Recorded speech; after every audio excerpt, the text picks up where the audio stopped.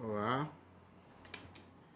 bom dia a todos, todas que estão nos assistindo.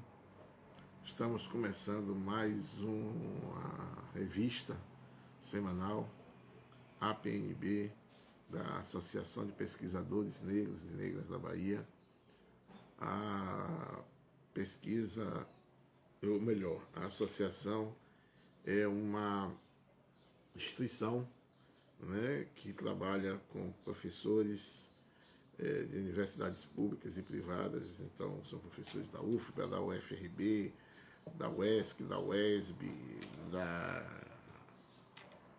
das diversas faculdades, né, da Bahia, né, e que nós temos essa revista Pós-TV, né, revista da APNB Pós-TV, que tem justamente por característica comentar, né, e, digamos assim, refletir sobre os acontecimentos que foram notícia essa semana, né? Nós temos o apoio dessas universidades, do projeto Carrefour, do projeto Fundo Brasil, e de diversas universidades estaduais e federais que estão locadas, e particulares também que estão aqui na Bahia. E a ideia, como o nome está dizendo, né, gritando os fatos, é tentar discutir, refletir sobre os fatos que foram notícias essa semana e que nós consideramos relevantes, né, a gente discutir. Então, nós teremos hoje a participação da professora Célia Sacramento, ela que já foi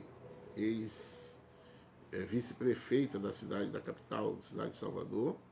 Teremos também o professor Nilo Rosa, nosso companheiro aqui, que divide a bancada comigo. E nós iremos discutir alguns aspectos. Um aspecto com relação à semana, né? A morte da rainha, né, da chamada rainha Elizabeth III. Teremos também discutindo aspectos da geopolítica. O tema geral é geopolítica, racismo, a morte da rainha Elizabeth e mais ainda a questão da independência, né? Então, o professor Nilo Rosa já está chegando aqui, já está no nosso estúdio, eu irei chamá-lo para ele entrar a nossa conversa, né? O professor Nilo Rosa já estará entrando daqui a pouquinho e a gente vai começar e vai discutir um pouco. Bom dia, professor Nilo Rosa. Bom dia, professor Romilson. Seja bem-vindo. Então, estou falando aqui das novidades dessa semana. Eu já ouvi. Pode então que ótimo. Então, veja só, então nós teremos essa conversa hoje. Primeira coisa de provocação que eu quero começar, a professora Célia ainda não se encontra, mas já deve estar entrando, tentei falar com ela, não consegui. Mas a gente vai começar pensando justamente sobre isso, né? Então temos alguns aspectos. Um primeiro, com relação à geopolítica, é entender que a questão, e aí eu vou começar logo pela rainha, né, pela morte da rainha, né, e a polêmica de se comemora ou não se comemora, ou como se comemora, ou se é uma questão de a gente comemorar ou não, ou o que é que está em jogo. A gente viu nas redes sociais alguns movimentos... Deixa eu fazer logo uma provocação aí, professor Romilson. Para os nagôs, a morte é uma festa, segundo nossa tradição, e muito bem interpretado pelo nosso querido historiador João Reis. Para os nagôs, a morte é uma festa. Então vamos fazer a festa da morte da rainha, né? Professor Nilo. Olha só. Sim, pois não. Hoje... A professora Célia está chegando, vou convidar a professora Célia. Deixa eu falar, Romilson. Primeiro deixa eu concluir, bota ela para entrar. Hoje, senão eu esqueço, você sabe que a gente às vezes esquece. Hoje eu vi o que não impede você de botar lá na linha, né?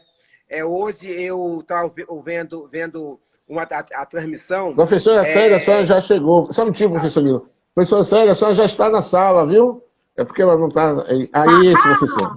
Aí, eu Então, coloquei veja até bem, uma roupa verde e amarela, o porque o trajeto tema hoje é da Independência do rainha Brasil. Deixa eu da ver se o cabelo ficou Escócia legal. Ficou.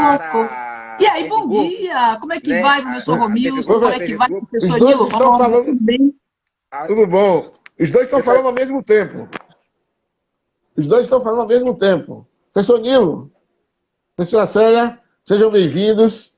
Professor Nilo, pode continuar. Professora os Célia, já, três já. estão falando ao mesmo tempo, os três. Pronto, então fale, professor Nilo. Então, é rápido, 2 minutos. Eu não estou Só para ouvindo o professor confirmar o que eu Nilo. estava falando. Oi? Não Nilo, estou ouvindo. ela está dizendo que não está ouvindo, professor Nilo. Veja, Eu vou Célia, sair e assim. entrar de novo, tá? Ok, pois não. Vai, Nilo. Veja bem, o trajeto da Escócia para Edimburgo.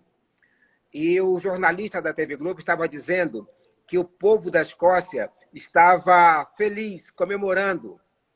Eu fiquei pensando, será que esse povo é Nagô? É só isso foi só essa curiosidade que eu vi hoje, né? Nós estamos obrigados a ver, se quiser se ligar a televisão nos canais fechados, você vai ver o dia todo isso. Então, isso foi muito curioso para mim, quando o jornalista falou que, apesar de tudo, apesar da Escócia ser inimiga da Inglaterra, histórica, né? Segundo eles, eu não sei porque eu não sou historiador, o povo escocês não estava chorando, porque não é que a comemoração era pela morte, pela tragédia da morte, mas a comemoração, segundo a pessoa colocou lá muito nitidamente, é pela felicidade da rainha. Entende? É isso que eu estou colocando. Isso, professora Célia, seja bem-vinda. Sua saudação, tudo bem? Está nos ouvindo agora, professora? Alô, você ouço, eu não ouço o professor Nilo Rosa. Ah, tá. Então, ótimo. Deixa eu. Ótimo. Não, Eu quero é ouvir. ótimo que. Não, não, eu disse ótimo porque, na realidade. Desculpe, professora.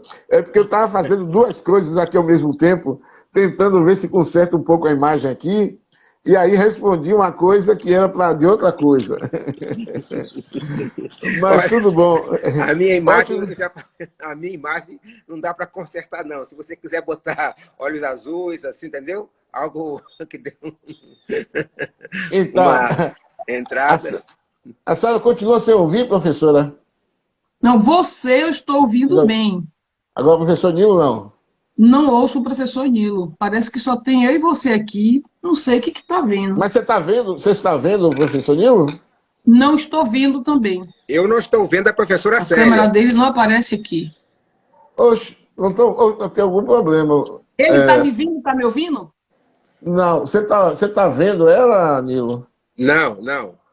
Ela também não está vendo. Deixa eu abrir aqui a porta para Nem ver se é problema. vendo, nem ouvindo. Não tem nada a ver Deixa com eu... a porta, não. É alguma coisa da Mas se conexão vendo, mesmo. ouço muito bem. É isso, talvez seja. Porque deixa eu aproximar aqui, só um minutinho, peraí.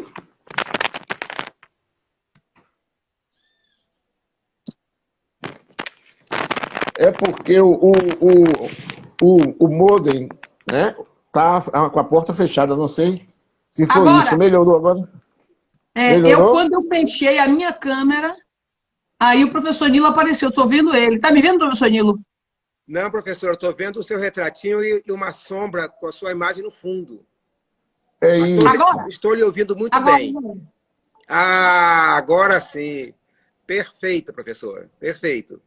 sabe o que é? De vez em quando acontece essas coisas com essa peça que fica entre o teclado e a cadeira. Que é difícil, né? Nós, seres humanos. Mas e aí, Então, deixa pessoal, eu bom começar. dia, bom domingo. Bom dia, bom Pesquisadores domingo, aqui professor. da Associação dos Pesquisadores Negros. Para mim é uma satisfação muito grande estar aqui com vocês, com o professor Romilson, com o professor Nilo Rosa, para dialogarmos, dialogando os fatos, né? Negritando os fatos. É difícil, né? Isso. Tá tendo, estamos ouvindo alguma comunicação aí. Veja só, então vou começar a provocação, né? Uma provocação para os colegas. Primeira provocação é o seguinte: A gente tem na história dos povos, né? A ideia de conquistar outros povos, de dominar outras terras, a busca por terras férteis, por terras mais habitáveis, né? Sempre foi na história da humanidade. Então, e aí dentro disso está um processo de expansão, de invasão, de conquista, de domínio, de exploração e genocídio dos povos conquistados, né? E aí eu queria começar perguntando aos colegas se eu posso fazer alguma relação entre essa experiência histórica dos povos, alguns povos, né, de conquistar, dominar, explorar, matar, né, as práticas de violência. E quando eu lembro da Índia, da África, de alguns povos, o Brasil mesmo, né, dos diversos povos da África que tiveram, eu queria ouvir um pouco os colegas, como é que eles veem essa relação. Lógico, a morte da rainha, a morte sempre é uma coisa triste para alguns, né? Aí, só para passar, professor Nilo. Gente, antes, não se esqueçam de curtir, dar o like, vocês que estão aí. É importante a participação, comunicação, fazendo comentários e perguntas. Mas viu, professor Eu estou, Nilo? nesse momento, enviando convite para todas as pessoas que estão na minha rede aqui. Eu estou, nesse instante, enviando para todo mundo assistir. Temos 6 pessoas na sala. Aí eu estou aqui, ó, enviando para cada um. Seria interessante se você pudesse também, professor Ramilson, fazer o favor de enviar para os pesquisadores, do grupo, né? Aí é só clicar embaixo e sair enviando para todo mundo, para que as pessoas possam, quem puder, tiver com um tempinho, que às vezes o pessoal está sabendo que foi divulgado, mas no momento esquece. Então, se a gente manda o convite, vai aparecer lá uma mensagem, um ruído, né? Alguns deixam o ruído ligado. E aí eu estou fazendo isso, mandei para todo mundo. Pronto, perfeito, professor. Certo. Então eu queria ouvir os colegas. Professor Nilo, é certo que os Nagô fazem festa, né? Eu fiquei muito preocupado com isso. A tradição cristã, a tradição bíblica, fala sobre muitos versículos, sobre o mau governante e o bom governante. E um dos versículos que eu procurei no texto diz que o seguinte: o que acontece quando um bom governante morre e quando um mau governante morre, né? Quando um bom governante morre, há tristeza. Quando o homem bom morre, há tristeza. Mas quando o homem mau morre, há alegria. Então, há uma dubiedade nessa relação da festa, né? E aí eu queria ouvir, será que, para nós negros, é alegria ou festa? Ou melhor, alegria, festa ou tristeza? Palavra, professor Nilo, professora Célia. Professor Nilo. Professora Célia, nossa convidada, Então, professora, tem prioridade. destaque especial. Agora, professora, fica à vontade, que quando a gente quiser, a gente te interrompe. Mas é tão complicado essa história. Eu acredito que tem muito a ver com os hábitos familiares, né? Eu acho que cada família tem um procedimento. Como é que você está perdendo um ente querido e vai dizer que está festejando? Não tem como. Agora, eu lembro do primeiro anjinho da minha família, né? Um priminho que morreu em Brotas e eu morava perto do cemitério de Brotas, aquele antigo.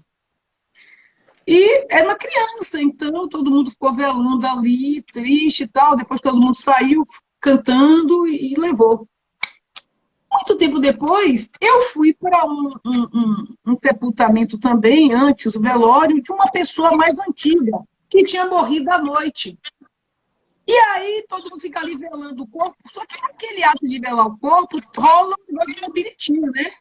Todo mundo vai tomando uma ali, diz que é para aguentar a noite toda.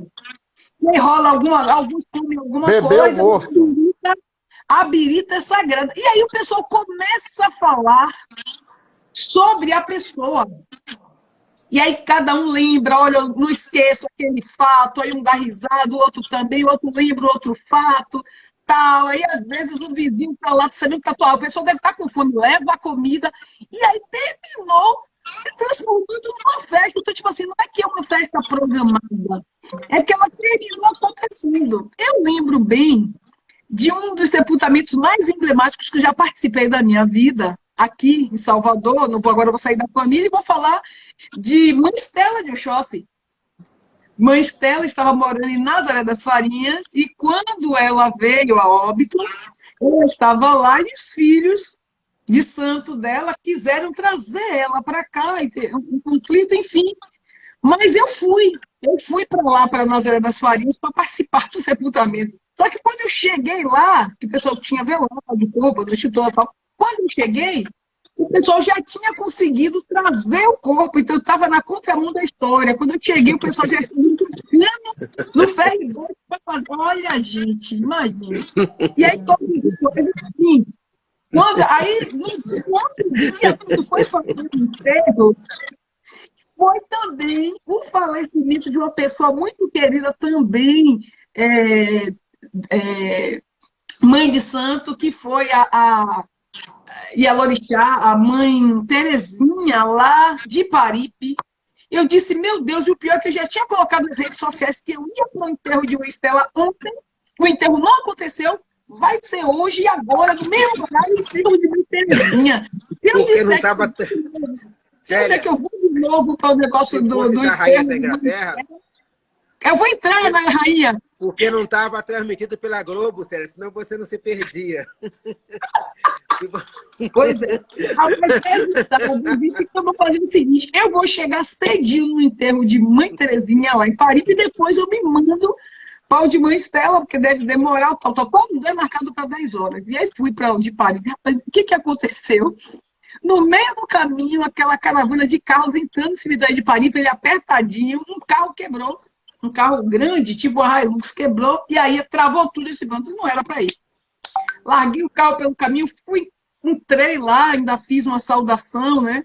No enterro de Mãe Terezinha. Quando eu chego cá no cemitério de Brotas, tá todo mundo do lado de fora, já tinha havido sepultamento, na maior festa.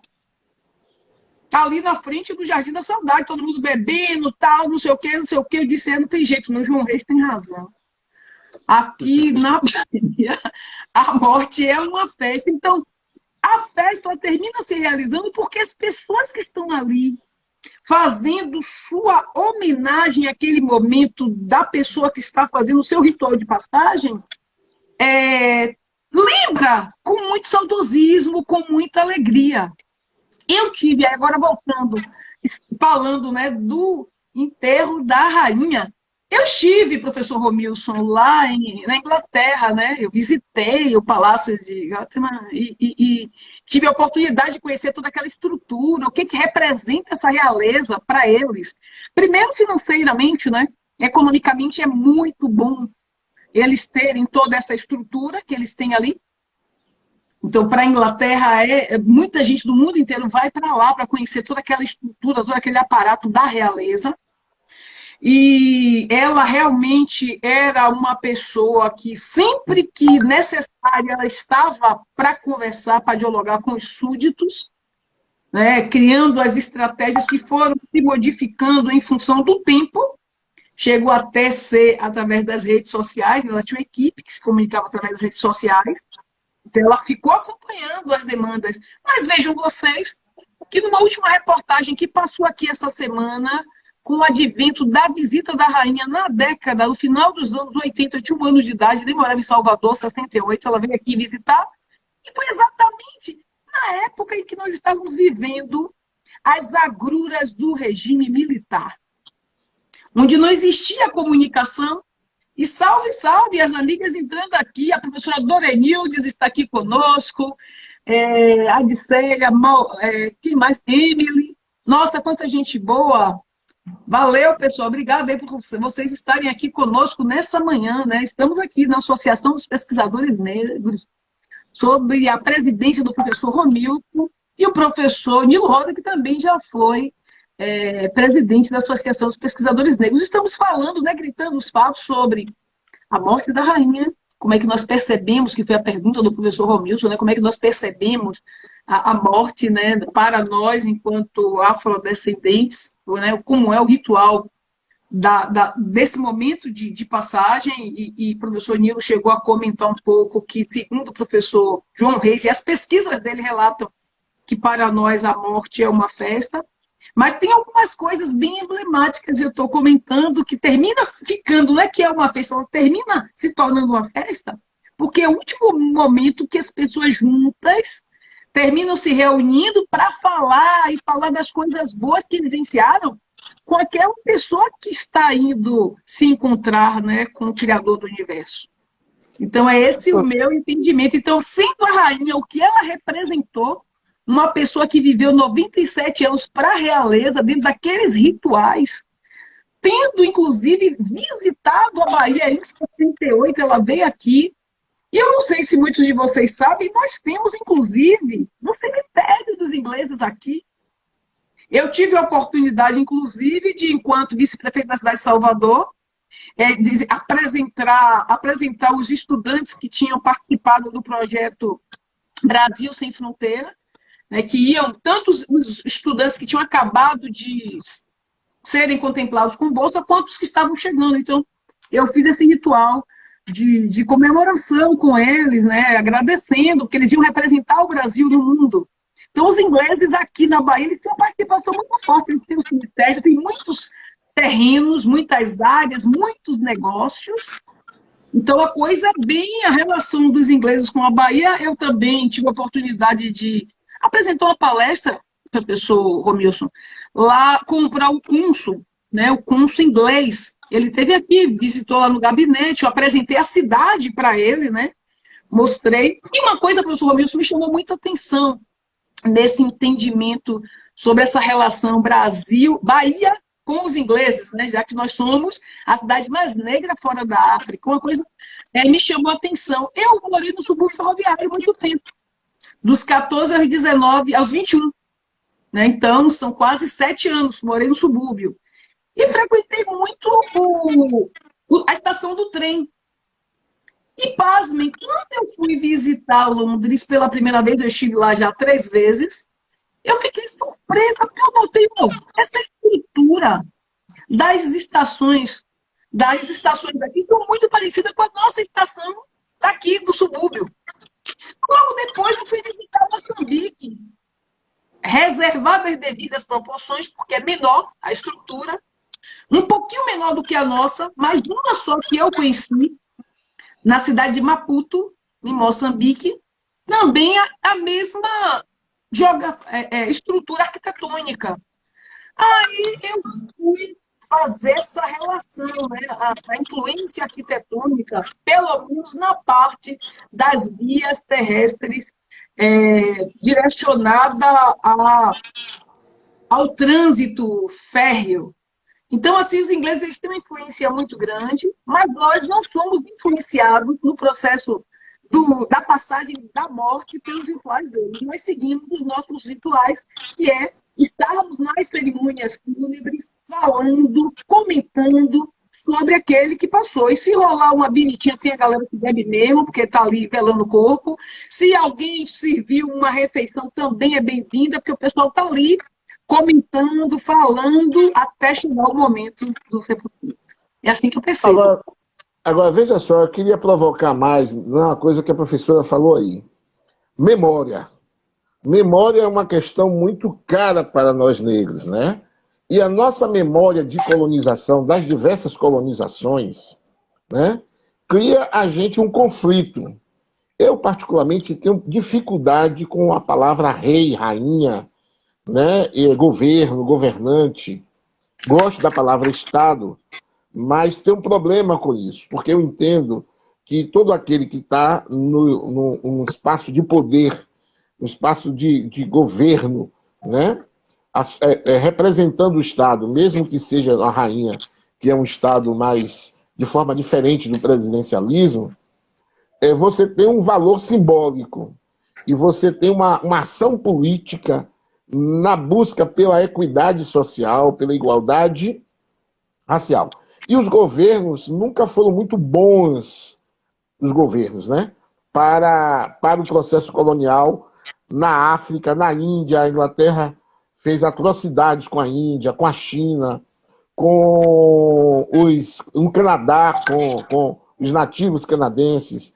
Eu estava lendo um pouquinho essa semana, pensando, né, na questão da rainha, e alguns dizem que Portugal e a Inglaterra, 70% da escravidão e foram portugueses. Só você pensar quantas colônias Portugal, a África então, né? Nem se fala, né?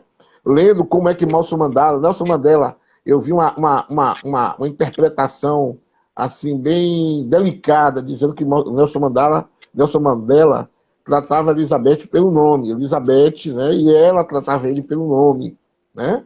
E havia uma relação, e obviamente, e eu entendo isso, e eu também sou assim, e aí tenho dificuldade de compreender realeza, de compreender, principalmente quando a gente lembra, né, traz à memória, neste momento de sepultamento, das atitudes da rainha, né, e do governo, né, e do governo, né, do Estado inglês, frente aos países africanos, países da África. Então, eu particularmente tenho esperanças com o rei Charles, né, antes príncipe Charles, por ser um ambientalista, por parecer ter uma visão mais aberta, né? A rainha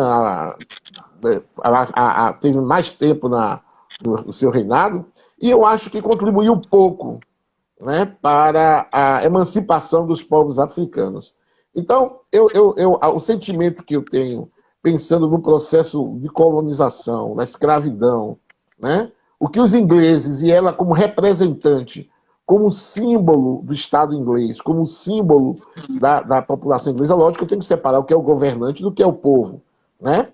Isso me incomoda. Eu vi algumas manifestações de alegria na forma, não dessa forma como nós temos, mas uma forma de alegria mesmo, de que talvez, né, a Inglaterra possa repensar, pedir desculpas pela memória que ela causou em africanos, em indianos, em chineses, em diversos povos, e que a rainha, de uma certa forma, passou por tudo isso. Então, na verdade, voltando, fazendo mais uma provocação, os reinados, os impérios, o Império Britânico, o governo britânico, a riqueza e a realeza britânica, é fruto do país, a Grã-Bretanha, que é um negocinho desse tamanho, é fruto de muito racismo, muita discriminação, muita opressão, muita escravidão, muita invasão, muito roubo, muita exploração. Eu queria ouvir os colegas a respeito disso aí.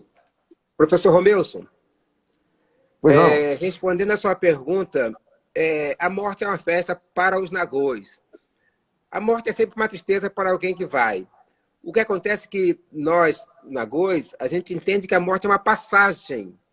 Não é? A morte é uma passagem para um outro nível. Por isso a gente comemora essa passagem dentro de um período de tempo a gente faz uma festa, né? E essa festa é muito bonita, muito emocionante.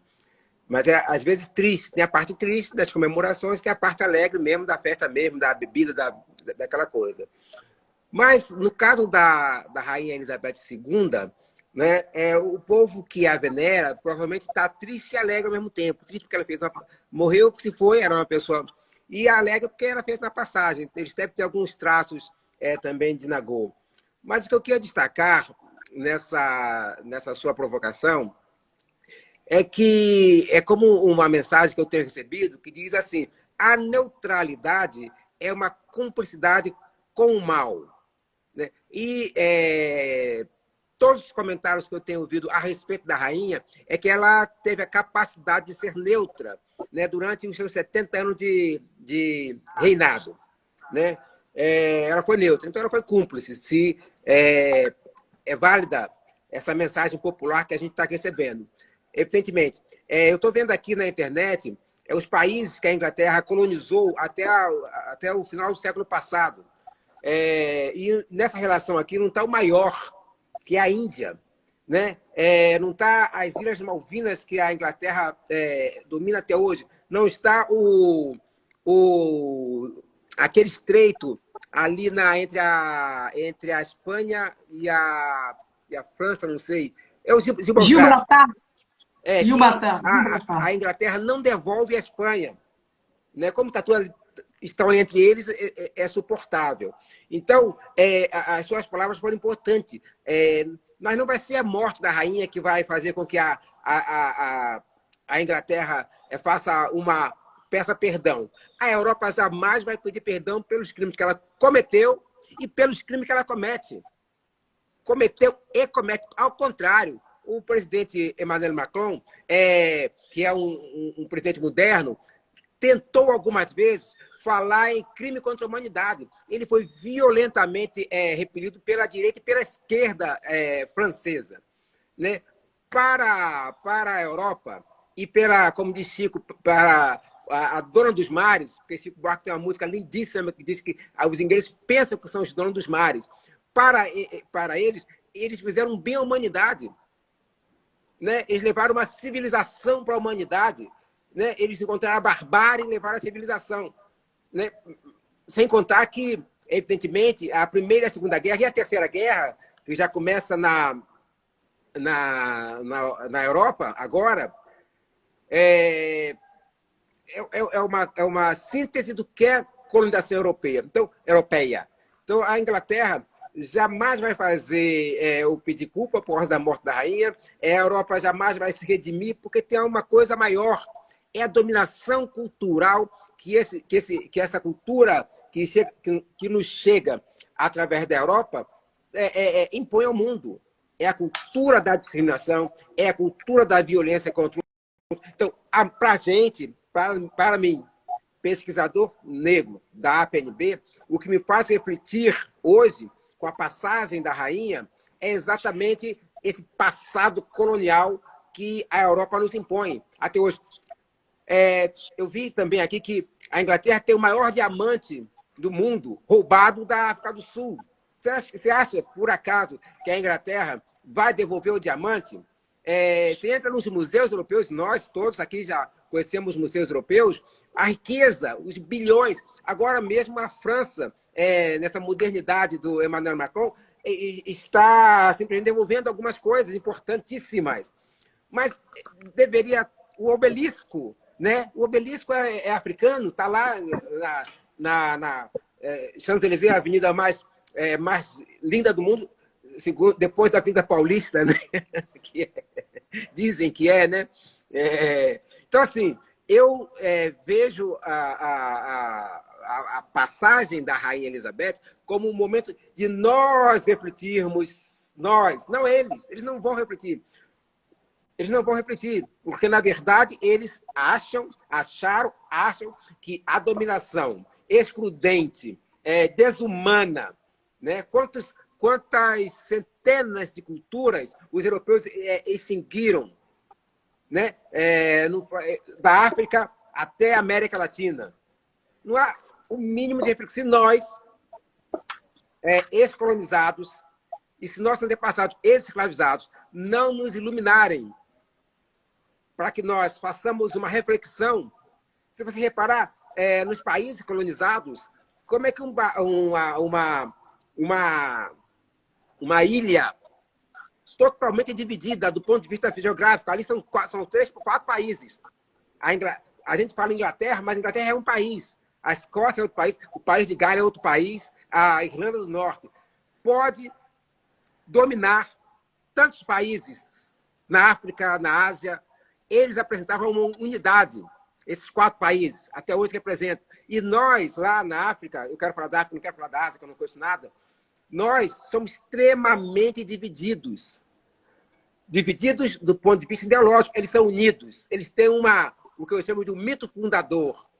Né? O mito fundador do Ocidente é a pedra fundamental. Você conhece mais do que eu. Você sabe que eu compreendo que o mito fundador do Ocidente é a Bíblia. Eles têm isso como ponto. Como diz uma grande intelectual baiana, era a espada e a fé. A espada e a fé conquistaram o mundo todo. Nós não temos nem espada, eles, né? Nós, africanos e descendentes. E a espada nós não temos. E na fé nós somos divididos. Essa que é minha contribuição à sua provocação. Não sei se eu fui direto na sua provocação. Não, perfeito. Professor Célia, perfeito. Pois é, professor Nilo. Não, eu concordo com o professor Nilo, até porque Eu tive a oportunidade de conhecer a Jamaica, né, a terra do nosso grande, ilustre Bob Marley, né, rei do reggae, e o quanto ele falava sobre a necessidade de emancipação, de liberdade, de busca, como se devesse partir de nós, né, o fim desse processo de escravização, de discriminação, uma unidade entre povos. E ele morreu e não viu, eu não sei quem de nós viverá para ver isso acontecer. Mas eu estive lá na Jamaica e eu lembro, eu estava com aquele país ali do lado da Inglaterra, meu Deus, como é que chama ali? Irlanda. Estava com a irlandesa e ela chegou e disse assim para mim, Célia, você fica, eu sou fã de Bob Marley, eu tenho violão, todo dia eu toco uma música só dele, tenho esse hábito. E eles assim, você fica nessa coisa toda, mas você sabia que o problema da Inglaterra e todo esse processo de escravização não é só com as pessoas de melanina acentuada, não pode não, você não viu a história, não, o que eles fazem hoje na África, o que fizeram na Índia, e relatei isso tudo que a professora Nila acabou de dizer. Ela disse, você sabia que os primeiros povos a serem escravizados por ingleses para explorar a Jamaica foram os irlandeses? Eu disse não. Eu vou confessar a você que eu não tinha essa informação. Não sei se vocês sabiam disso. Eu não tinha essa informação. Eu disse não. E essa é a rusga, é a briga até hoje. Eles têm um conflito político até hoje, que os irlandeses não aceitam que eles, mesmo sendo da mesma melanina, na hora que os ingleses quis fazer o primeiro processo de exploração, eles pegaram essa mão de obra irlandesa aí. Então, vejam, o professor Milton é uma pessoa que tem toda uma história cultural, religiosa, familiar das igrejas protestantes. E aí, a Bíblia, ela deixa claro toda essa, que é como se fosse uma normalidade o processo de escravização. E a busca daqueles que, na fé, queriam sair dessa situação. E quanto tempo andaram, quanto tempo foram à procura.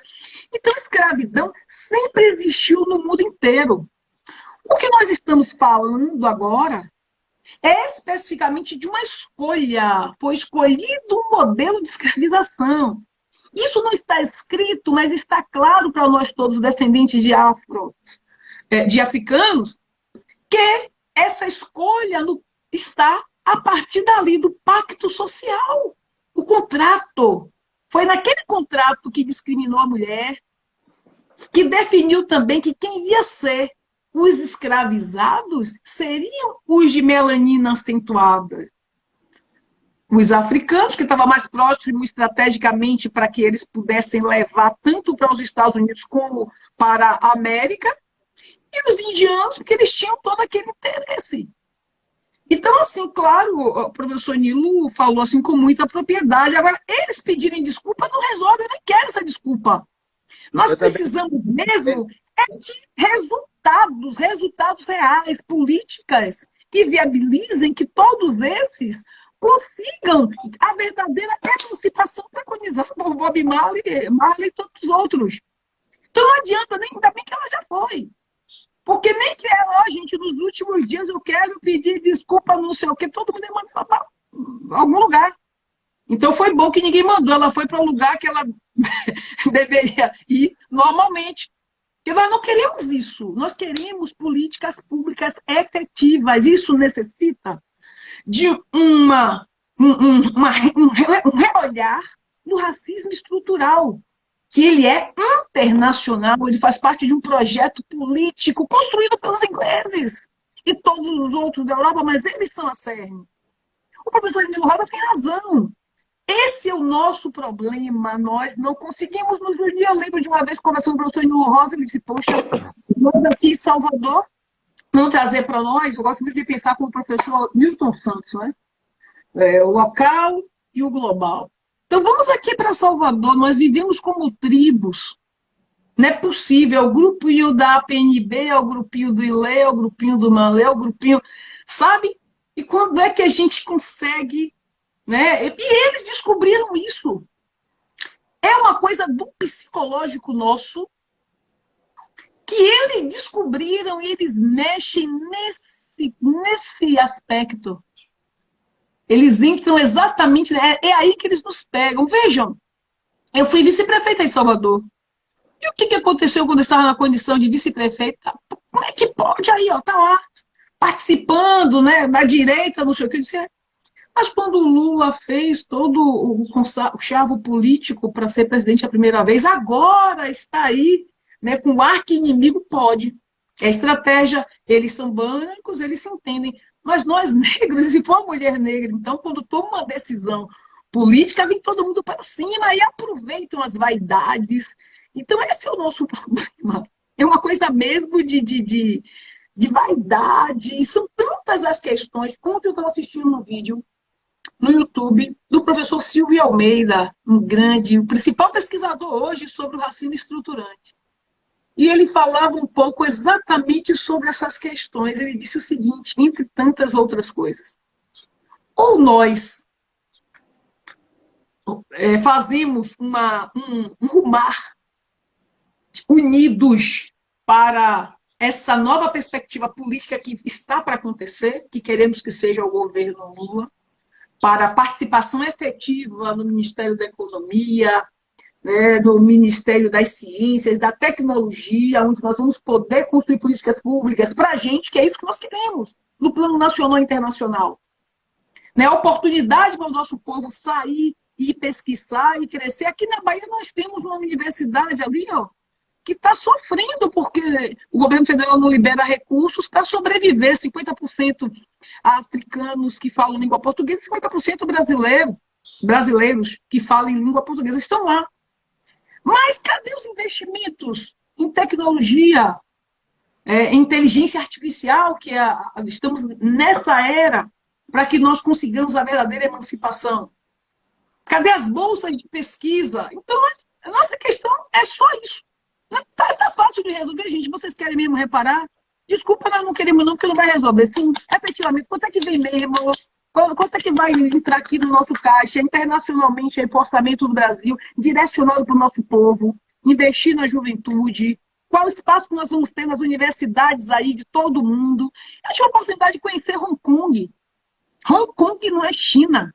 É aquele pedaço que eles foram para lá para acabar com a cultura, para dizer que o padrão de esse termo que o professor Nilo Rosa usou nesse instante, né? O padrão de beleza, né? O padrão de forma e toda a estrutura de ser tinha que ser o padrão deles. Mahatma Gandhi morou na Inglaterra e disse, não, eu vou viver dentro das minhas formas tradicionais. Os chineses, eu tive a oportunidade de visitar Macau, Beijing, eles também disseram não, então eles fizeram uma opção, peraí, já que eles montaram toda essa estrutura, nós vamos colocar eles para fora, já tem 3 ou 4 anos, né, que eles colocaram os ingleses para fora, os ingleses já saíram de lá, vamos deixar essa estrutura aqui, eles têm um conflito lá que foi abafado em função da pandemia, porque aqueles que nasceram em Hong Kong, né, não são chineses, é muito conflituoso isso, porque eles têm um padrão de ser que é diferente daquilo que existe lá dentro, que é um processo de escravização, né? Esse crescimento, esse desenvolvimento todo da China, não é à toa. É em função da mão de obra escrava. E aqui no Brasil não é diferente. Nós estamos passando fome, sendo explorados, tudo à custa do quê? Do pagamento da dívida externa. E esse recurso vai para onde? Esses juros da dívida externa está indo para onde? Entre na conta, no site Auditoria da Dívida Pública, que vocês vão ver.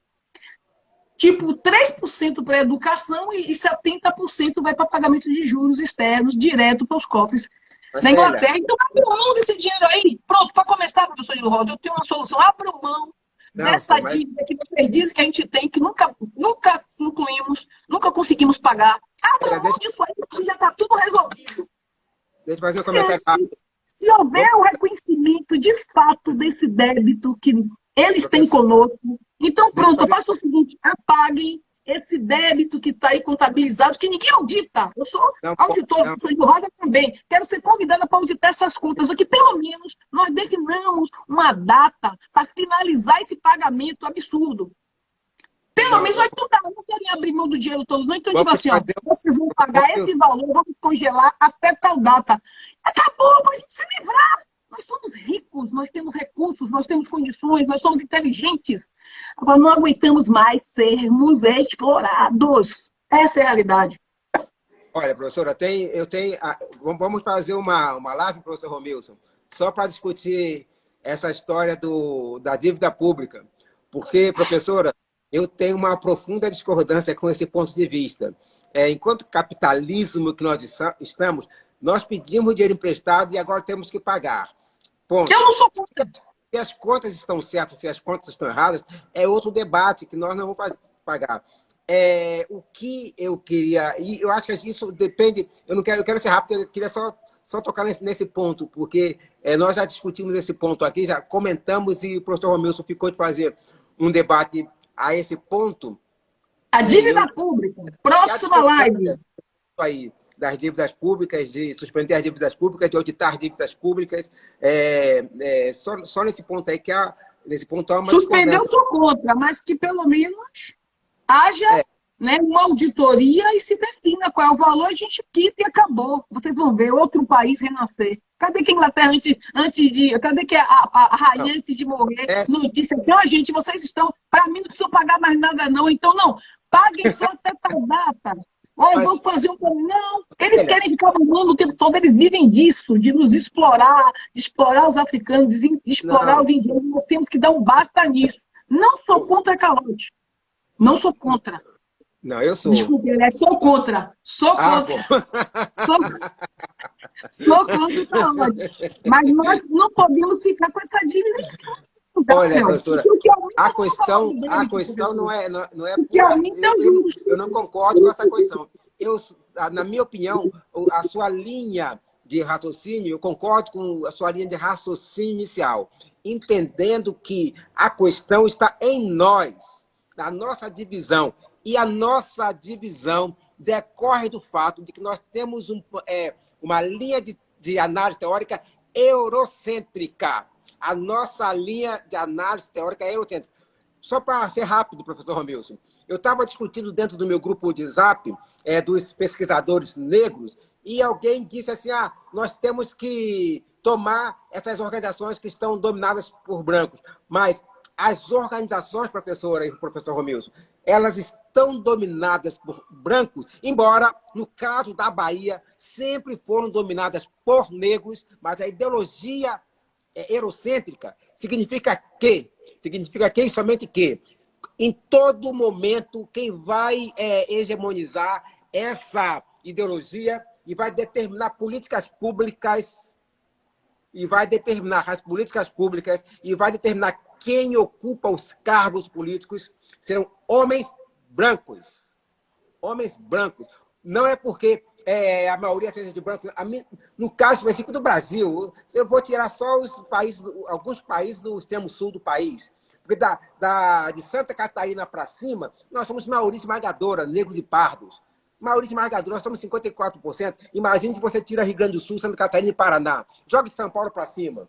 Nós somos maioria. Mas a ideologia que perpassa a cabeça dessas lideranças, que perpassa a cabeça dessas organizações, é uma ideologia eurocêntrica. Então, ela só vai levar a um lugar, que é exatamente o domínio, da tradição inglesa, o domínio da tradição francesa e, ultimamente, o domínio da tradição americana. Não tem saída. E nesse domínio, professora, não há perdão de dívida. Não há perdão de dívida. Pois não, professor? E aí entra no segundo tópico, desculpem, eu tenho que ficar cortando, entra no segundo tópico do nosso debate, que tem a ver com isso aí, da escravização econômica, da escravidão econômica, a escravidão moderna.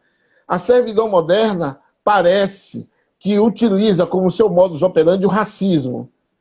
E aí esse ano, essa semana, tivemos a independência do Brasil. Será que podemos falar em independência do Brasil? Como é que vocês veem a relação entre escravidão econômica, tecnológica, cultural, que a gente enfrenta e continua durante séculos,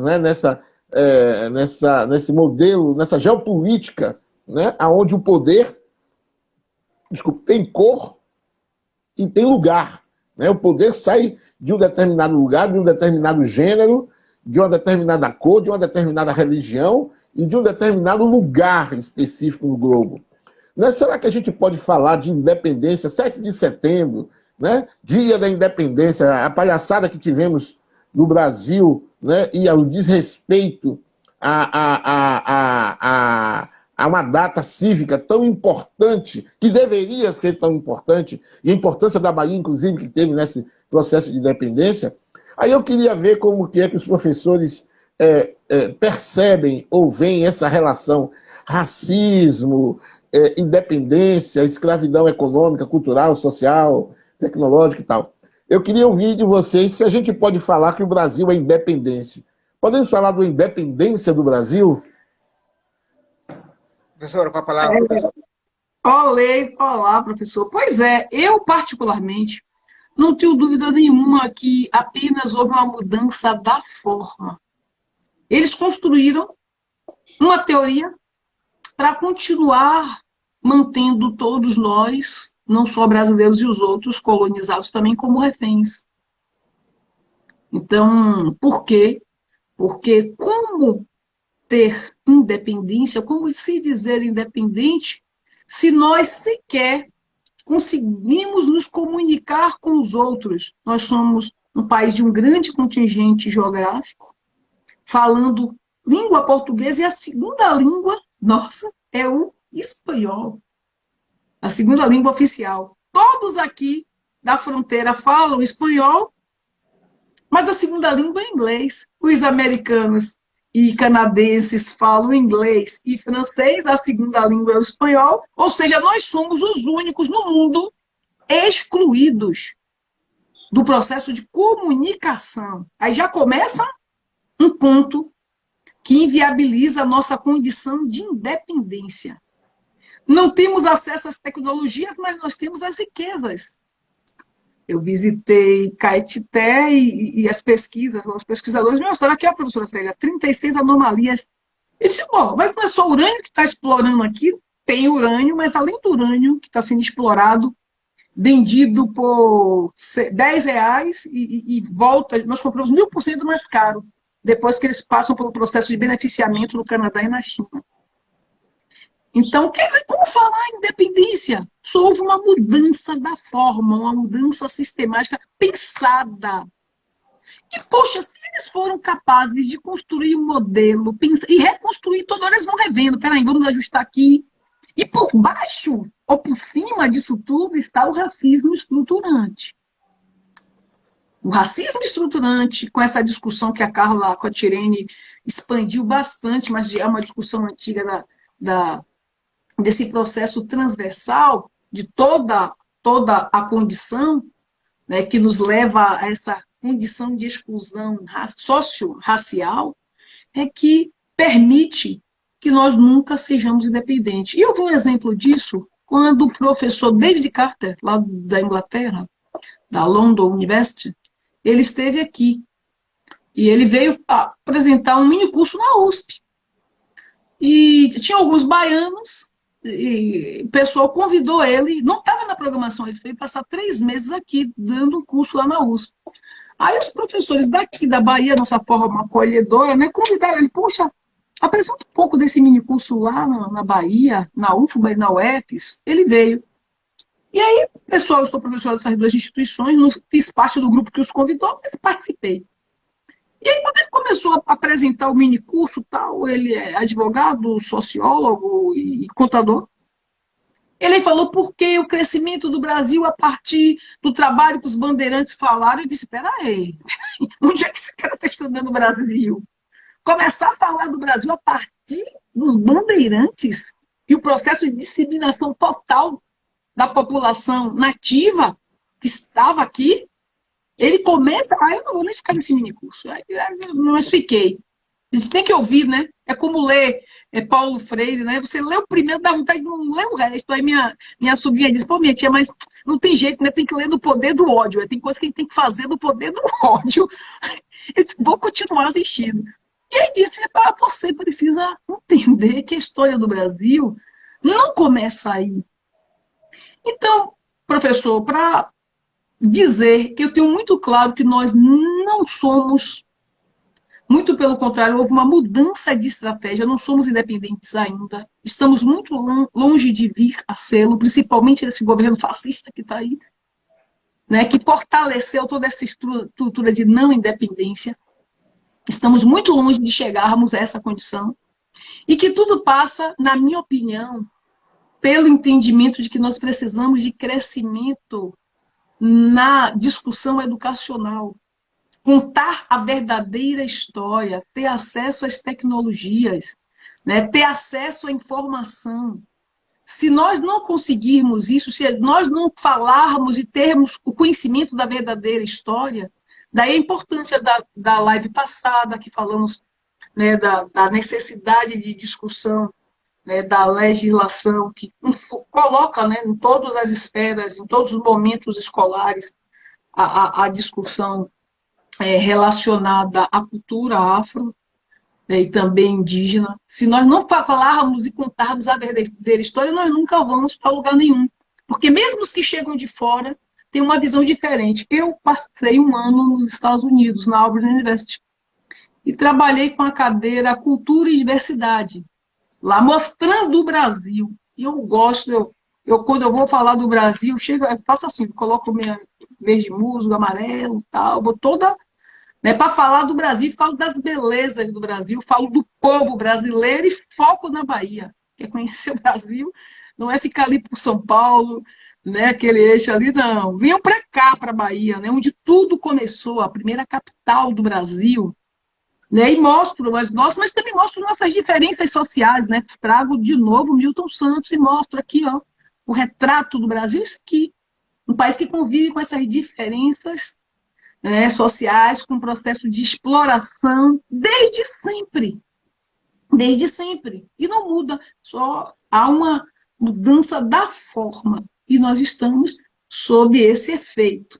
Da mesma forma que eles tiveram competência para formular esse modelo e revendo, eu acredito que está perto, por conta das tecnologias, de nós conseguirmos também construir um modelo que nos leve à verdadeira independência. Ok, professor Nilo, eu vou querer provocar também um pouquinho mais, jogar um pouquinho mais. Não, você vai provocar depois que eu responder sua questão. Senão fica... Vá, pronto, vá. A professora Célia falou coisas importantíssimas. E eu queria polemizar com a professora Célia. Eu vou começar a partir de Milton Santos, né? Porque Milton Santos, eu tive a honra de ser orientado no meu doutorado na Sorbonne por um colega de Milton Santos, o professor Bruno Lothier. E Bruno Lothier, que foi um marxista ortodoxo, chegou aí para a Colômbia nos anos 60, 70. O Bruno Lothier foi um dos líderes de maio de 68 na França. Foi colega de classe de Miltinho, quando Milton Santos ficou exilado na França. E ele criticava... Miltinho está falando do filho, economista, professor da UFBA. Miltinho, filho de Milton Santos. Sim. Foi uma professor da UFBA. E o professor, ele ficou muito triste, porque foi quando eu disse a ele que Milton Santos tinha falecido, Miltinho tinha falecido, e que Miltinho tinha sido na minha banca para entrar no concurso da Universidade de Espírito Santana. Mas o professor Bruno Lothier discordava radicalmente do professor Milton Santos, né, que foi professor dele, lá na Sorbonne, dizendo que a teoria dos dois circuitos não era uma teoria válida porque ela não dialogava com a luta de classe. Palavras de Bruno Lothier. A teoria dos dois circuitos vai dar na belíssima obra de Milton Santos, uma parte importante desse último livro dele, que é Por uma Outra Globalização, quando o professor Milton Santos fala em nação ativa e nação passiva. Né? Para mim, isso dá conta da leitura emblemática que o professor Milton Santos faz da sociedade brasileira, afirmando que a nação passiva, entre aspas, é aquela que produz riqueza. E por que eu quero entrar? Por que eu vou pegar Milton Santos? Porque depois eu vou pegar um país que Milton Santos também esteve, Fernando Conceição coloca isso no livro dele, que é a China. Por que a China assombra o mundo? Por que a China assombrou o mundo? Apesar das atrocidades, apesar da Inglaterra ter ficado lá 100 anos, lá em Hong Kong, por que a China assombra o mundo? Porque a China não absorve as categorias de análise que nós absorvemos, são categorias eurocêntricas, advindas de teorias que não dão conta da nossa realidade. Não dão conta da nossa realidade. É claro, você pega assim, a China é um país comunista, dê-me uma, como é que a gente fala aqui na Bahia? Dê-me uma garapa, dê-me uma garapa. Ela pega alguma estrutura e enraiza na cultura chinesa. Enraiza na cultura chinesa de 1 bilhão e 300 milhões de habitantes, algo parecido com isso, e vai fazer um outro processo de desenvolvimento, mas baseado na sua cultura. E qual é a nossa cultura? Que os europeus vieram aqui, destruíram as que existiam, foram na África, destruíram lá e sequestraram nossos antepassados, escravizaram e enfiaram as categorias que estão na boca de todos os intelectuais, principalmente papagaiandamente, desculpe da invenção da palavra, fazendo de papagaio as culturas que vêm do nosso colonizador. Essa é que é a questão. A questão é que nós não conseguimos fazer uma leitura correta da sociedade brasileira, porque a gente importa as categorias que nossos escravizadores, nossos colonizadores importaram. Então, por exemplo, qual é a grande questão que eu coloco? E você, professora, deve ter visto no curso de Cultura e Diversidade, que é exatamente a questão cultural. A questão cultural é fundamental. Por isso que eu tentei fazer a ligação Milton Santos, Índia e a questão cultural. É a questão cultural que é determinante. Tá? É a questão cultural que é determinante. Nós precisamos nos enraizarmos, retornarmos à nossa cultura, usar a estrutura de análise na nossa cultura, usar uma outra estrutura de análise. Por exemplo, racismo é o ódio ao outro, está lá no mito fundador do Ocidente. É com essa categoria que nós temos que trabalhar. O dia que nós, negros e negras, trabalharmos com a ideia de que racismo é o ódio ao outro, racismo é o ódio ao outro, está lá. Eu vou repetir sempre. Deus fez o homem à sua imagem e semelhança. E quem tem que comer a maçã é a mulher. Ora, pelo amor de Deus. É por aí que a gente tem que discutir e aprofundar uma nova leitura cultural da sociedade brasileira. E aí sim, daqui a longos anos, nossos netos não verão, mas daqui a mudarmos essa estrutura e nos transformarmos numa China. Por isso que a professora falou, por esse potencial de riqueza que nós temos, por esse potencial de grandeza que nós temos, mas numa outra cultura, professor. Entende? É só para provocar um pouquinho, para atiçar mais o debate. A Lin diz que tem uma opinião sobre essa coisa da independência. Ela diz o seguinte: a gente não é independente, mas eles também não. A chaveta que precisa virar parece estar neste ponto. O povo preto é pioneiro em ciências. Um comentário aqui de uma das pessoas que estão aqui participando, né? Muita gente já passou por aqui. São mais de... Já perdi a conta aqui dos internautas que estiveram por aqui hoje. Uns já chegaram, outros ainda continuam, outros já foram. Mas, enfim, professor... Infelizmente, já estamos chegando no nosso último bloco. A gente começou agora. Já são 12... Nem começamos né? Estamos só no ensaio. Só no ensaio. Não entendi nada. Não, é isso. Não, gente, é isso. Eu queria até aproveitar, pedir ao pessoal que está nos assistindo, que dê o like, dê a curtida, que continue seguindo. Nós estamos todos os domingos aqui.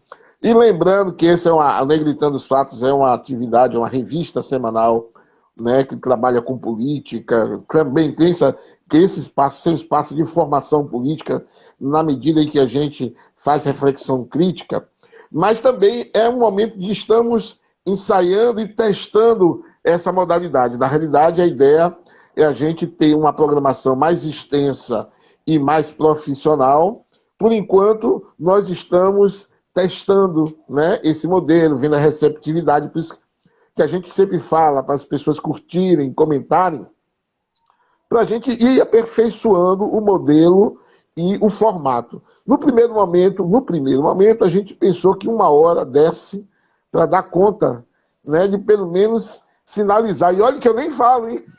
Muito, eu não falo muito. Né? Mas eu sei que o professor Nilo, a professora Célia, teriam muito mais coisas para falar. Mas aí estamos no nosso último bloco, né? E aí, a Aline aqui está fazendo um comentário, professor Romilson. Ela diz o seguinte: mais valioso que o ouro e as pedras são o acervo retido e o que foi destruído nessas guerras. Ela disse que precisava soltar isso aí. O professor Nilo Rosa também já tinha comentado isso. Na última visita que a professora Adeola Faemi, que é uma nigeriana, professora titular da Auburn University no Alabama, ela esteve aqui no ano passado e ela veio para conhecer a Bahia. Ela já tinha lido alguma coisa sobre nós, Salvador, Bahia, o povo, os descendentes de africanos que estavam aqui, mas quando eu falei da forma que eu falei e das questões das heranças culturais, né, que nós tínhamos aqui, ela lá nos Estados Unidos, ela é da igreja protestante, ela é da igreja universal do Reino de Deus, imagine. Uma descendente direta do povo de Urubá, né, a família dela toda, o pai, o avô, o bisavô, todos sempre foram contadores, ou seja, né, a segunda pessoa lá depois na hierarquia, né, deles. E ela disse assim, ela veio para cá conhecer, eu levei para conhecer terreiros de Angola, tudo que nós temos de cultura aqui, bem próxima. No final, ela, muito emocionada, me perguntou: eu quero saber, como foi que vocês conseguiram conservar tanta cultura?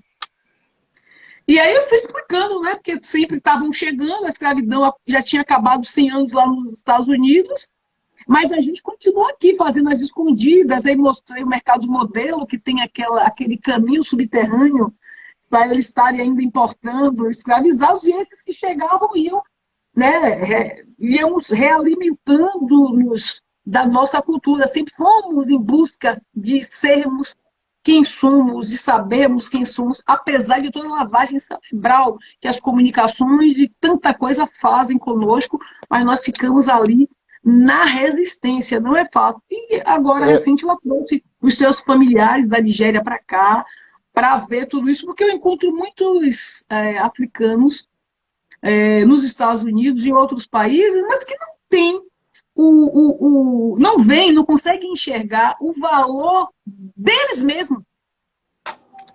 Agora, não professora, conseguem. E nós aqui fazemos isso. E tem alguns até que reclamam. Eu acho que vocês são mais saudosos com a África do que nós. Já ouvi um comentar isso. Eu fiquei, eu disse, como é? Professor, você sabe, porque pra gente isso é força, de onde nós somos. Só nesse ponto só. Quando eu voltava do meu doutorado na França, eu também ouvi exatamente essa afirmação de um africano quando ele viu o Ilê passar. Aí eu pensei comigo mesmo, porque vocês têm como referência a Europa. Entendeu? Os africanos têm como referência a Europa. Por isso que eles não são saudosos da África. Né? Eles falam francês achando que os franceses os entendem. Os presidentes, né, eu ia falar outra palavra, os presidentes africanos falam francês fluentemente, acreditando que os franceses os entendem. Entendeu? Por isso que eles acham que nós somos saudosos da África. Só por causa disso. Assim como os nigerianos também falam inglês, e quando eles chegam lá nos Estados Unidos, os americanos dizem: vocês não sabem falar inglês. Vocês não sabem falar inglês. Então, nós nascemos falando inglês. Quando eles chegam nos Estados Unidos, não, infelizmente, Estados Unidos, cara, vocês não sabem falar inglês, voltem a estudar. E a Chimamanda tem os seus diversos livros discutindo isso, né? Discutindo isso, porque nós também falamos português, mas não é português de Portugal. Então, e aí eu queria... é isso aí. Nós temos... Vá, professor, eu não paro, vá. É só para fazer a última programa. Eu paro. Deixa eu dar, senão eu vou esquecer. Eu paro, mas esqueço. Por isso eu vou interromper. Não nos esqueçamos que no dia 16 de setembro teremos como promoção da APNB, apoio da Fundação Dionísia Rosa, um debate, um seminário, debate que vai se intitular Pretos 82, 40 anos depois, aonde estamos? Uma homenagem... Vai ser a camisa do próximo carnaval? Oi? Vai ser a camisa do próximo carnaval? Não entendi. Vá, continua. É porque o título é sugestivo para uma camisa do próximo carnaval. Ah, certo. Com certeza serão vários carnavais com essa camisa. Então, dia 16, ainda não definimos a plataforma, estou discutindo ainda, a associação está discutindo ainda com a Fundação Dionísia Rosa, que apoia o evento. Esse evento é dia 16 de setembro, que é aniversário de Ivan Carvalho, um dos principais líderes do movimento negro na Bahia. Tá? Então, em memória? PT, Pretos 82, o P grande, o T grande. 82, 40 anos depois. Aonde nós estamos? Uma homenagem a Ivan Carvalho. Isso. Então, nessa última provocação... Essa iniciativa aí, parabéns à associação, parabéns Fundação Dionísia Rosa. O nosso saudoso Ivan Carvalho, um grande líder, que sempre participou ativamente da política, não abria mão de estar ali candidato. Eu tive a oportunidade de conhecer o Ivan através da minha comadre Mary Koch, os trabalhos dele ali do CITOC. Tive assessor do gabinete, trabalhou diretamente com ele, o Maurício Santos. Então, é uma homenagem assim muito valorosa e estarem aí participando firme e forte. Mas com a palavra, professor Romilson, você ouviu o comentário aqui, professor? Dalim? Ela está dizendo aqui, eu também tive esse choque quando conversei com o angolano. Alguma coisa aconteceu com a memória. Sabemos que separaram filhos de pais durante a imigração, mas a extensão dos dunks é enorme. Pois Isso, perfeito, perfeito. E aí, gente, nesse nosso último bloco, e aí os professores já aproveitam e já fazem suas considerações finais, nessa sequência, o que os professores indicariam para o próximo presidente do país, que nós acreditamos que será o presidente Lula, né? Luiz Inácio Lula da Silva. Qual é a dica que vocês dariam? Qual as sugestões que vocês dariam nessa reconstrução, né, do país? Né? Nós, depois da eleição, nós vamos precisar reconstruir o país. Né? Reconstruir a partir de um novo modelo de desenvolvimento, né? Dar continuidade a algumas coisas e modificar outras. Então, eu queria ver, e aí já fazendo também, vocês já fazem suas considerações finais, o que é que vocês acham? Que categorias, professor Nilo, a gente precisaria usar? Como é que a gente tem que analisar, então, esse novo modelo de sociedade, esse novo modelo de desenvolvimento, para concretamente podermos implantar isto nesse novo governo? Na minha opinião... Com a palavra. Ah, tá. Professor, na minha opinião, sem dúvida nenhuma, algo que tem que ser basilar nessa nova gestão do presidente Luiz Inácio Lula da Silva. Estamos trabalhando para conseguir eleger Luiz Inácio Lula da Silva e o professor Nilo Rosa, nosso deputado estadual número 18885. Obrigado. É fundamental que nós consigamos pessoas que tenham compromisso com nossas causas. Todo mundo já percebeu todo o desmonte que foi feito nesse processo de 4 anos de fascismo. E teve uma coisa que me chamou bastante atenção quando eu visitei oh meu Deus, Gana, Accra, a cidade de Accra. O prefeito, muito emocionado com a minha presença lá, ele disse: professora Célia, eu tive o melhor acolhimento, eu conheço não sei quantos países, morei nos Estados Unidos não sei quanto tempo, sou professor doutor, mas o que vocês fizeram na Bahia comigo não tem preço. E eu fiquei assim, né? O que será? Ele disse o seguinte: o presidente Lula, era a Dilma que estava na gestão, criou e ampliou os ministérios africanos. Chegou, eu não sei se chegou a ter um para cada país americano, ou africano, mas bem mais de 30 ou 40. Eu sei bem, não tenho certeza se para todos. E fez um encontro na Bahia. O coordenador secretário da reparação aqui era o Ailton Ferreira, nosso amigo lá da Fazenda Grande do Retiro. Salve, Ailton, não sei se ele está assistindo a live. E o Ailton, ele simplesmente solicitou no governo do estado, ele é muito pidão, né? Ele tem facilidade para isso, porque ele sempre trabalhou em associação de bairro. E tem que conseguir as coisas para a comunidade. Então, ele tem uma estratégia, e ele pediu para o secretário do estado, cada um que liberasse um carro preto. Eu sei que ele conseguiu 50 carros pretos para pegar todos os... E uma estratégia para um ficar esperando o outro chegar nos pousos dos aviões que chegavam de diversos lugares da África. Todo mundo... Da África não chegaram, de Brasília, né? Foi um voo específico para todo mundo chegar junto, praticamente fretou um avião. E quando chegaram, em carreata, com 2 carros da Polícia Militar na frente, não sei quantos do lado, tal, aquela agonia toda, assim... A gente chama assim, uma presepada, mas, na verdade, uma estratégia. E aí entraram a paralela, aqueles carros todos ali, passaram pelo centro administrativo, até o evento. E os caras ficaram assim e foram recebidos como reis e rainhas, sabe? Alguns que acompanharam das suas esposas, tal. E todo mundo super emocionado. E depois, aí colocou, ele tocou, Malé, todos os blocos afros e as pessoas que representavam, né, as pessoas as principais Ialorixás da cidade, e outros também de outras religiões também estavam presentes, e tudo para mostrar para eles, olha, nós somos irmãos, né, nós precisamos estar unidos. Isso marcou tanto esse prefeito lá de Accra, Alfred Van Puy, meu amigo. Ele é presidente da GAMAD, Aliança Global, os prefeitos e líderes africanos afrodescendentes, eu sou vice-presidente. E isso marcou tanto que quando eu cheguei lá, ele fez a mesma coisa com o meu carro, sozinho, chegando, arranjou um carro lá, fez tudo aquilo ali, ou seja, eu fui recebido lá assim, então deixa eu fazer a mesma coisa aqui com você, para depois você não dizer que eu lhe atendi diferente, tal.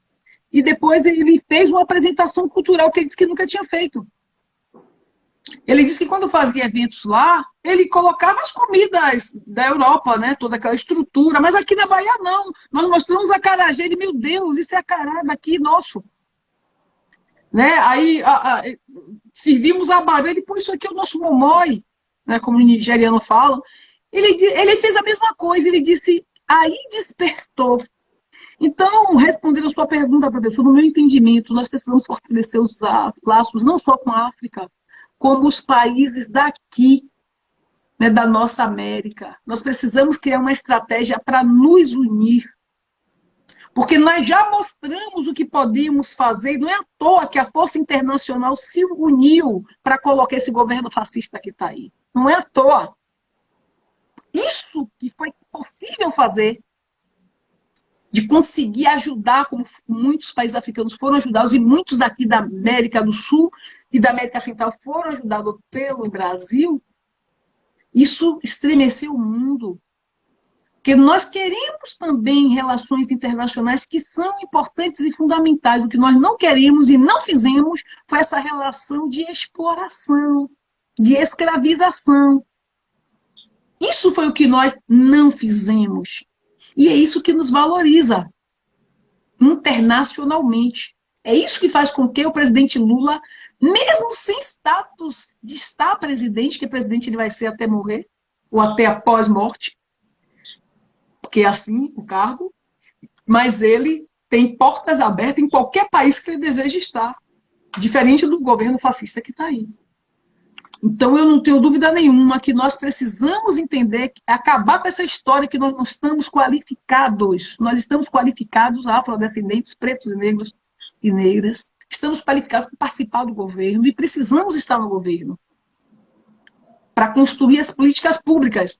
Não é dizer que vamos acertar tudo, não, porque nós somos seres humanos, mas nós precisamos ter oportunidade para estar, para construir as políticas públicas para aqueles que vão vir depois de nós. É a nossa obrigação. Eu estava na minha casa quando eu cheguei do doutorado em 2005, quando o grupo do Movimento Social chegou aqui me chamando para política. E eu não pensei 2 vezes. E esse ano eu disse assim, eu não vou participar, porque eu vou participar para tirar voto das pessoas que já estão aí há tanto tempo, Mesmo que eu não ganhe, divide. E até isso a gente precisa entender. Então, não. Eu não vou participar, não. Vamos ver aí, temos outras perspectivas. Então, para mim, esse momento, professor Romilson, é um momento de repensar a forma, de estarmos inseridos mesmo, exigir, não é ficar esperando, não, que a gente tem essa mania também, né? De ficar daqui, não quero ser convidado, de dizer, ó, nós estamos aqui mesmo, nós queríamos participar mesmo, nós aceitamos calar a boca, nós votamos para ter essa nova gestão, né? Nós contribuímos, trabalhamos politicamente para essa nova gestão. Então, nós precisamos participar para construir as políticas públicas que levem ao crescimento do povo brasileiro. Porque cuidar de nós, que estamos excluídos, é cuidar do bem-estar de toda uma sociedade. E, consequentemente, um crescimento.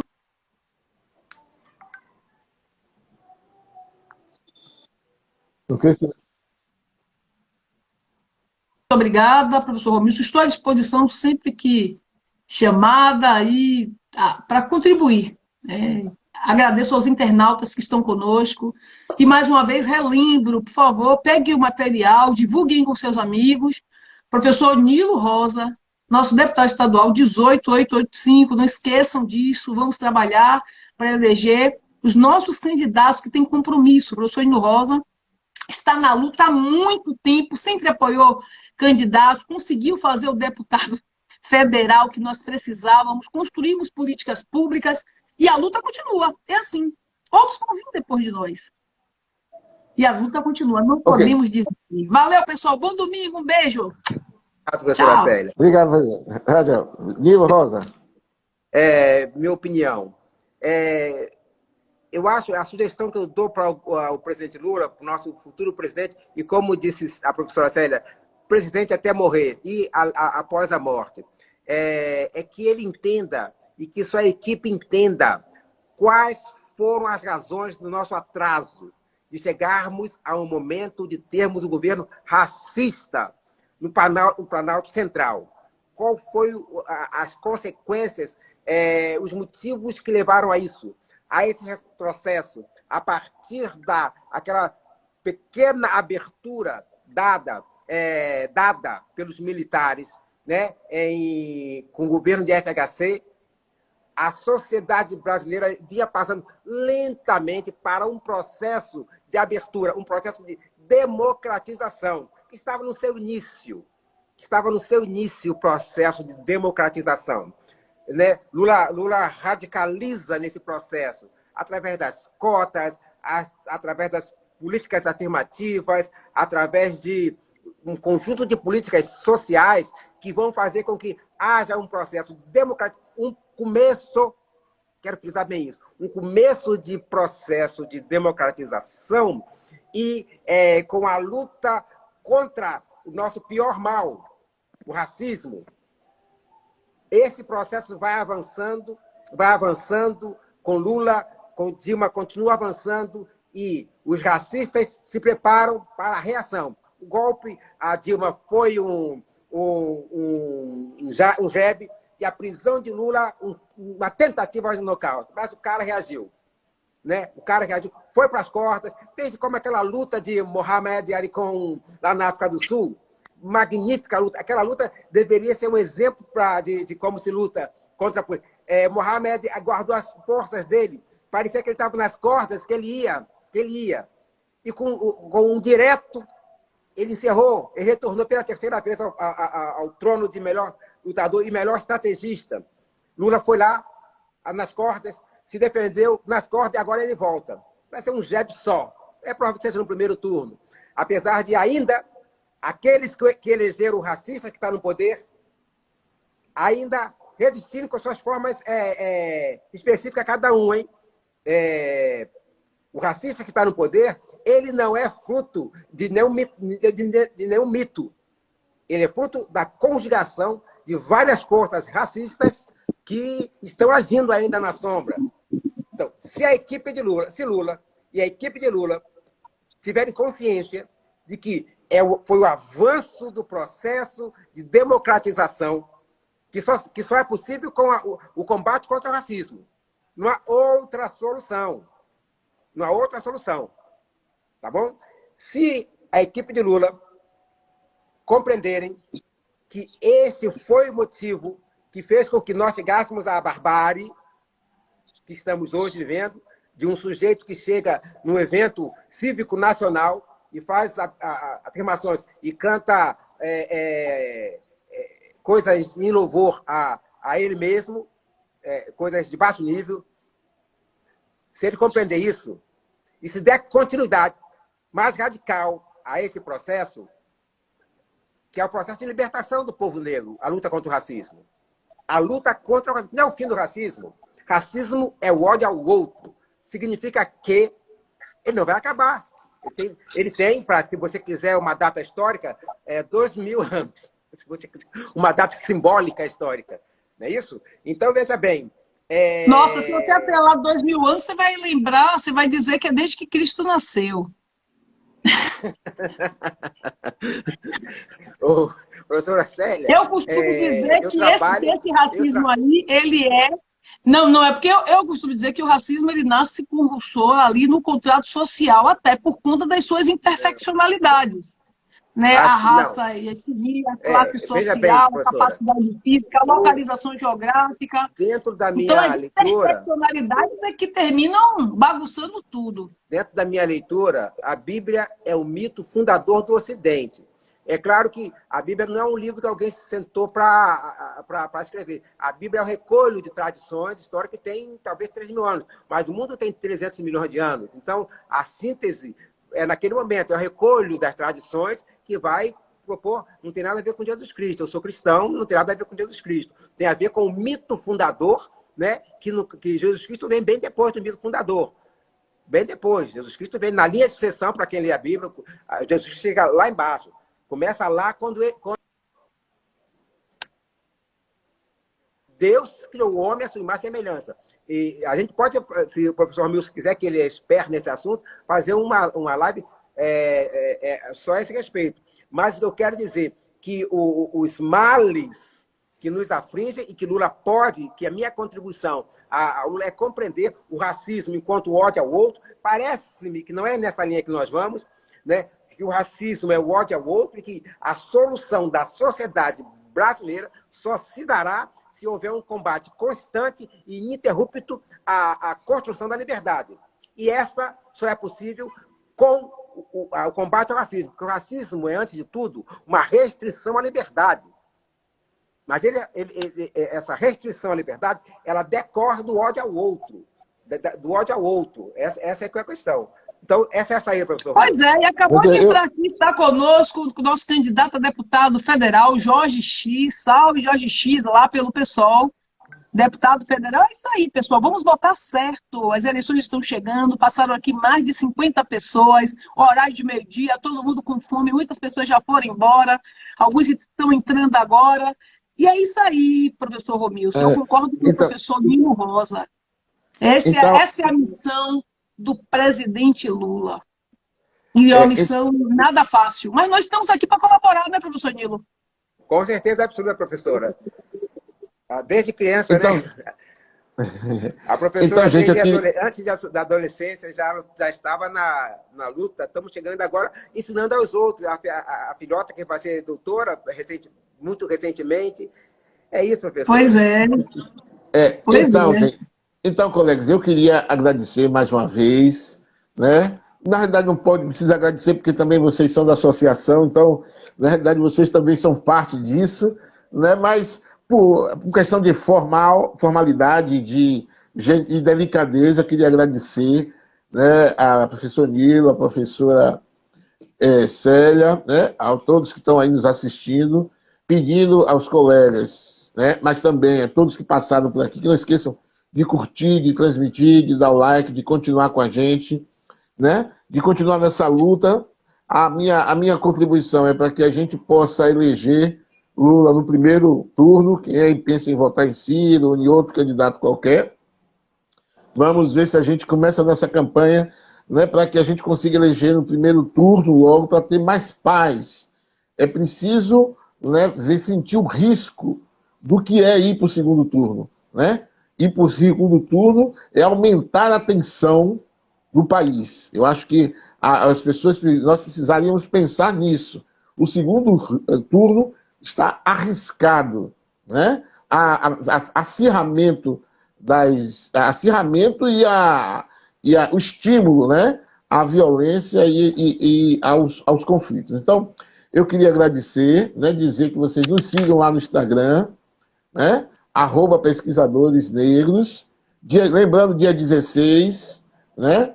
Pretos 82, né? E mandar um beijo para vocês. Professora Célia, professor Nilo. Tchau, tchau. Até a próxima semana. Beijo no coração. Tchau, internautas. Tchau, Gratidão aí pela tchau. presença. Valeu. Um beijo no coração. Professora Célia, obrigadíssimo. Valeu. Estou aqui à disposição.